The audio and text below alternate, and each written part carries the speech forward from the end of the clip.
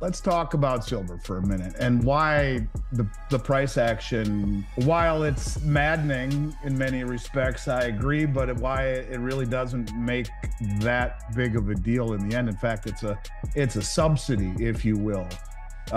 So let's start with the fact that we've got India right now, who has just come out and said they're going to double their silver imports this year. And just by looking at some of the numbers that we've already seen, in February, their imports surged by 260%. And they bought, in February alone, 2,295 tons. A lot of times these statistics come out a few months after the fact.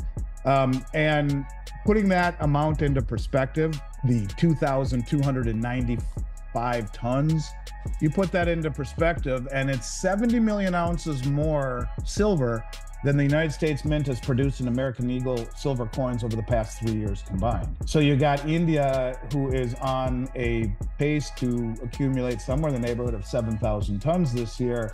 Compared to last year, they did 4,550 tons, which was a record year. In today's news recap, Chinese silver demand surges. Is this a calculated move?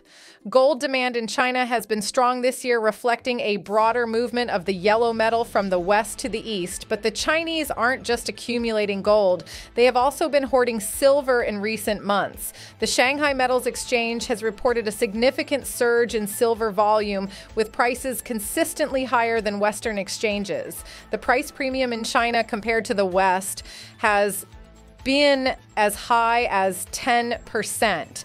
This signals an extremely strong demand for silver in China. Chinese silver imports have also surged, hitting a 3-year high of 390 tons last December. In June and July this year, imports broke through the 400-ton level. A year ago, import levels were half that, averaging in the 200-ton range.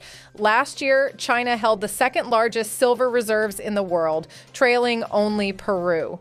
Chinese reserves were reported at 71,000 tons. Peru, a major silver producer, had a silver stockpile of 98,000 tons. U.S. silver reserves were 23,000 tons, ranking 7th globally. If the Chinese can push the silver price higher, it could have major implications for the West, the Post reported. If the price of silver continues to rise, it could increase production costs for a wide range of industries, from electronics to solar panels. This could lead to higher consumer prices and a further slowdown of economic growth as China outproduces the West in electronics and solar panels. However, there is some indication the growth in Chinese solar panel production could go beyond market-driven demand. According to a recent Bloomberg report, the Chinese are producing solar panels at an excessive clip. There is some speculation that the Chinese are engaging in some low-level economic warfare, hoping to put the squeeze on Western economies. Now we'll show you the best clips of the latest interview, but first, hit the like button, smash the subscribe button, and turn on notifications so you do not miss out our daily recaps. Enjoy the episode. Yet they find it important enough to accumulate silver to whereby they are putting as high as a $4 premium. It's backed off a little bit. It's over $3 premium. It's north of 10% on the Shanghai price that they will pay for silver delivered to Shanghai versus what you can get it for in London or New York, and therefore incentivizing arbitrage. So they're the second largest producer in the world. They have an elevated premium so that they can attract anything that's not nailed down by the sophisticated traders who can buy in the West and deliver in the East. And now I've had it validated by Sean from Dolly Varden and by others like Keith Neumeyer, who talk about the Chinese going throughout Latin America, paying much higher than the West will for unrefined silver in doré and concentrate form and shipping it back for refining in China. Huge deal. Of course, we can talk about the Samsung battery that everyone's talked about, the solid state battery that will achieve such benchmarks as a 600-mile radius, 20-year lifespan, and 9-minute charge. My daughter owns a Tesla, and I will tell you that it gets at best about 350 to 400 miles, and it's the extended range version. It takes at minimum, if you use a high power charger, I forgot what they're called, the quick charge that you can find like at a Target or some of the malls or whatnot that Tesla has all over the place. Minimum of 45 minutes to an hour. If she charges it at home, which is the 240-watt current, I believe, the same level that your clothes dryer runs off of, it takes all night. It will charge by the morning. Um, and of course, the lifespan, 20 years, I guess that remains to be seen how long the Tesla batteries last. But this is the real deal. And it takes as much as a kilo of silver per battery. And they're already in talks with manufacturers like Toyota and whatnot. So I'm sure Elon Musk will figure that out too. And the expansion of uses for silver is dramatic. And then one other thing I want to talk about, two other things. We find out that 2024 will be another massive deficit. It's a structural deficit now. It's the fourth year in a row that we've seen a deficit between supply and demand. It will be as much as 215 million ounces. It's the second largest in more than 20 years. So this is something that continues to, more demand than supply. Coming out of the ground at 7-1, yet priced at 85-1. I don't know if I've ever seen a better value in every way. Structural deficit, increase in demand in green and military, as the pickaxes talked about, in monetary, in things like the car batteries, all that stuff, and yet the price is befuddling. And then we see this, and this is something to me that really betrays all of it. And that is, just this week, we saw 3,830 silver contracts delivered, right? Delivered. And well, that doesn't sound like a lot. Only 3,830. Multiply that times 500, you get 19,150,000 ounces delivered in one day. Now, who's got that kind of money to deliver that kind of silver? And this is something that is accelerating. So you see massive deliveries, a supply-demand deficit, increase in uses, a 7-1 ratio between the price of gold divided, or silver, into the price of gold is 85-1 right now. We'll call that man's ratio. God's ratio, the mining ratio, is 7-1 and falling. I don't know that you could ask for a better investment in every respect, ever.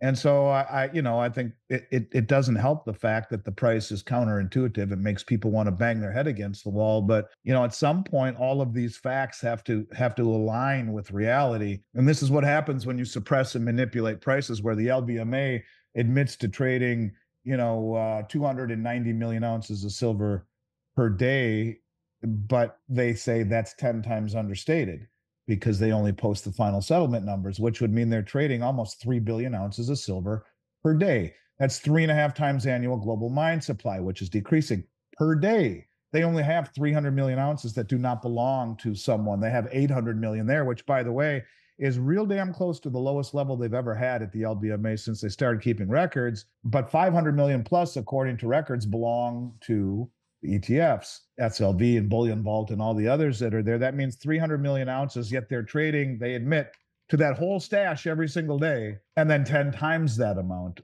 from there, minimum.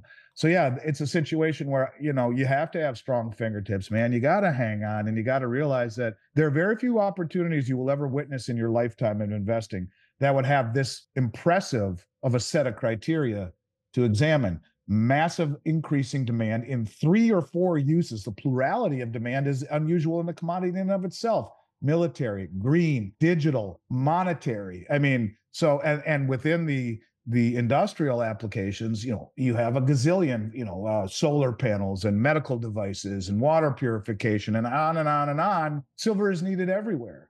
And yet it's disappearing in nature. It's gone from 16-1 for 5,000 years to 7-1 mining ratio. And that the price is at the upper end of the stratosphere in terms of where it's been in its 5,000-year history, 6,000-year history. This represents less than 0.1% of the time that we've seen an 85-1 price ratio. I mean, in every respect, I don't know that you could find a better fundamental set of criteria to In today's news recap, silver looks ready to rip. Last Friday, United States Federal Reserve Chair Jerome Powell said the time has come to begin lowering interest rates, a process that will likely begin at the Fed's September 17 to 18 meeting. Markets are widely anticipating a 25 basis points cut or even 50 points if the economy looks weak and needs a stronger monetary boost. More reductions could follow before year's end. If the Fed follows through, it will cause bond yields to weaken further, the dollar to weaken more, and commodity prices to strengthen. When positive real interest rates, which favor bond investors, turn negative, it will especially affect gold and silver prices to the upside. Spot gold set a record last week on Powell's dovish comments. Gold's rally, which started in mid-February, is underpinned mostly by increased geopolitical risks, central bank buying, and slowing ETF sales. Silver has gained mostly due to buying in India, China, and so-called paper silver. Investors in July showed a renewed interest in silver ETFs, which had $300 million in inflows following 2 months of outflows totaling $1 billion, according to BlackRock's latest global ETP flows report via ETF.com. Now we'll show you the best clips of the latest interview, but first, subscribe and turn on notifications so you do not miss out our daily recaps. Enjoy the episode. And I know what we talk about on your channel is primarily silver, but I think it's important to also bring into the context gold because they are connected so closely. And, first of all, if we look at the same criteria, gold delivered on the August contract so far is almost 30% of the entire registered category, meaning the registered category are the bars that are available for delivery backing the contracts. 30% of it was delivered already, nearly, in just the August contract. And, that works out to 4,142 100-ounce contracts. So let's see how much money that is, right? 4,142 times 100, that's 414,200 ounces. Let's just call it times 2,500. That's 1,035,500,000, if I'm not mistaken. The point of it is that who the hell's got that kind of bread to stand for that kind of delivery? In quarter two of 2024, over 330 tons of gold, or 10.6 million ounces of gold, was delivered off the London over-the-counter market, or the LBMA. So when you talk about gold and silver, you can see the massive value that very sophisticated investors are seeing in not only accumulating huge amounts, but taking it off the exchange, removing counterparty risk. And that's something that I think is really, really worth talking about. And again, talking about the same thing we said about silver, the LBMA says they trade 17 million ounces of gold, but they admit that it is in the London liquidity survey. They admit that it's 10 times the daily net settled clearing volume, which would mean they're trading 170 million ounces of gold per day.